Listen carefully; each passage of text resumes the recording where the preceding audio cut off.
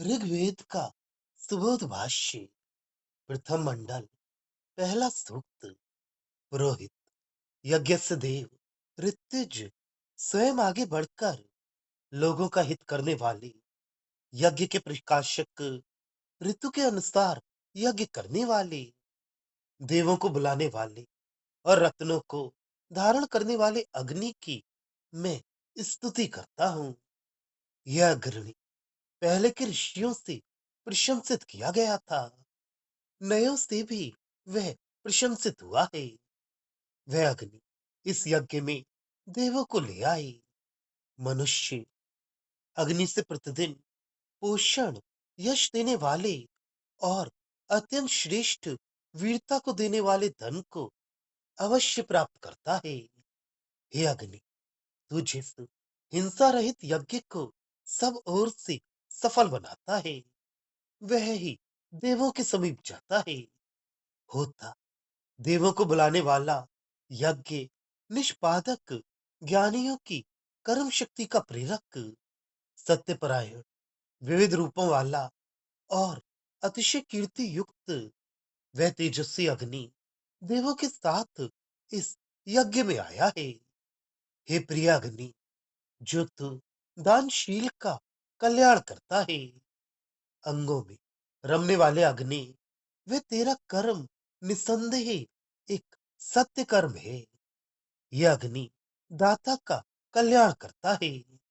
हे अग्नि, हमें प्रतिदिन दिन और रात बुद्धिपूर्वक नमस्कार करते हुए तेरे समीप आती हैं। दीप्यमान हिंसा रहित यज्ञों के रक्षक, अटल सत्य के प्रकाशक और अपने घर में बढ़ने वाले अग्नि के पास हम नमस्कार करते हुए जाते हैं।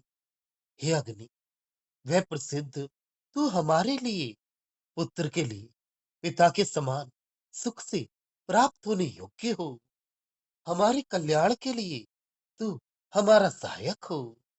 भावार्थ, सबका हित करने वाले, यज्ञ के प्रकाशक, सदा अनुकूल, यज्ञ कर्म करने वाले, विद्वानों के सहायक, धनवान अग्नि, अग्रणी की मैं प्रशंसा करता हूँ।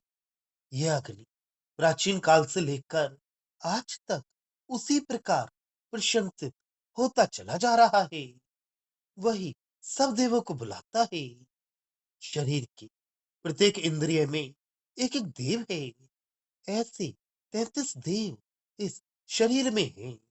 वे देव शरीर में तब तक रहते हैं कि जब तक शरीर में अग्नि उष्णता के रूप से रहती है। इस अग्नि या गर्मी के इस शरीर में से निकल जाने पर इंद्रिय स्थानीय देव भी निकल जाते हैं। यह मृत्यु की ही अवस्था है। अग्नि ही पुष्टिकारक बल युक्त और यशस्वी अन्न प्रदान करता है। अग्नि से पोषण होता है, यश बढ़ता है और वीरता से धन प्राप्त होता है।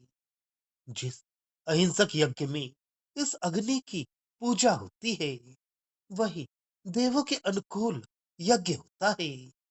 विद्वान, यज्ञशील, सत्य स्वरूप तथा अन्न आदि से युक्त अग्नि देवों के साथ यज्ञ में आता है।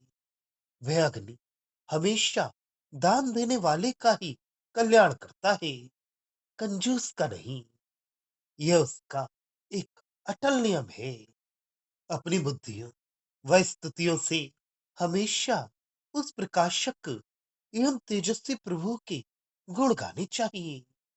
दिन के तथा रात्रि के समय अर्थात सदा उसको प्रणाम करना चाहिए, उसका आदर करना चाहिए, उसका महत्व जानना चाहिए और अपने ऊपर उसका अधिकार समझना चाहिए।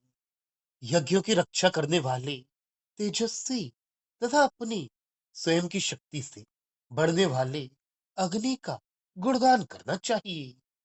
जिस प्रकार पिता पुत्र का सहायक होता है, उसी प्रकार यह अग्नि विद्वानों का हर काम में सहायक होता है।